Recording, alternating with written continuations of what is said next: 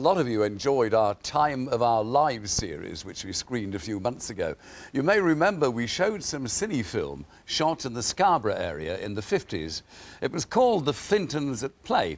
The only trouble was nobody knew who the Flintons were, because the film is now being cared for by the Northern Region Film and TV Archive, based in Newcastle and on Teesside.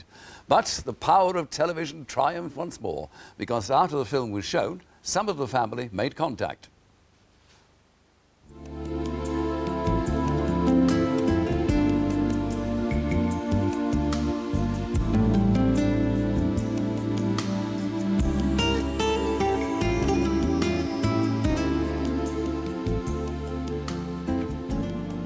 That's the mayor in its heyday. Tom and Betty Flinton thought the film of their family had long gone until a short clip appeared on Tyne Tees Television a few months ago. Suddenly, they were reliving quite a few, if not all, their yesterdays.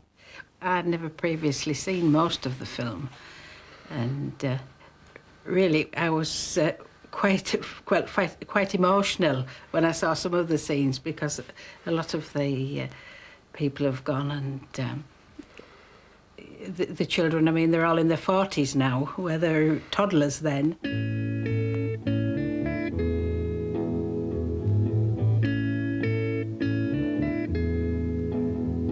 There are places I remember all my life, though some have changed, some forever, not for better. Most of the Flintons lived in the Scarborough area, and many of them still do. All these places have their moments with lovers and friends. I still can recall. Some are dead and some are living. In my life, I've loved them all.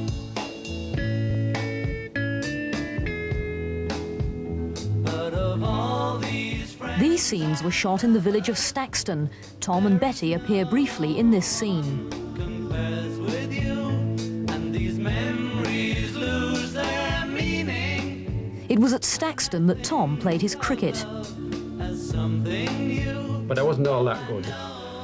That's the one reason why I didn't bother to buy a set of weights. I'm the only man on the team that hadn't any white trousers on, as you saw in the film. But I was still keen.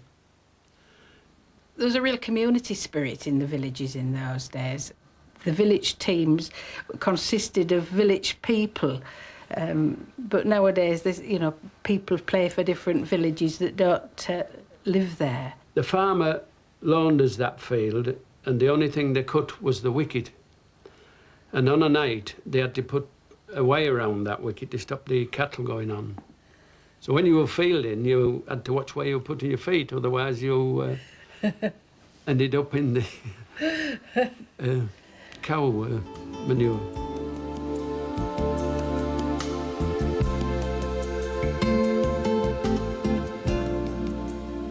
It was here, too, that the family rolled their Easter eggs. Judy, my niece, covered her head because she'd had a bad perm and it had gone frizzy, and she didn't want it to show on the camera. Today, the film has become a fascinating glimpse of life in the 50s. In many of the shots, cars are noticeable by their absence at a time when Scarborough was in its holiday heyday. People didn't go abroad on holiday, did they? I loved that bit when I saw the crowds on the foreshore. It's bring back a lot of memories of that. We aren't great travellers. We have no desire to go abroad a great deal. We're quite happy with to go visiting, well, to the Dales and to Scarborough and Whitby and, around about. We're quite happy with that. Where everyone seems to want to go off to Greece and Spain nowadays, it doesn't appeal to us. There's nowhere any beautiful than round here.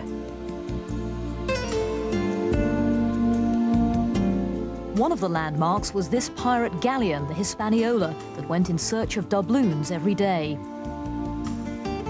It was a pirate ship, yes. And Long John Silver had a wooden leg. and he had a set of darts in his hand, and he threw a dart and he stuck in his foot. Now, I nearly fell off my seat. And then somebody says, oh, it doesn't make any difference, he's got a wooden leg.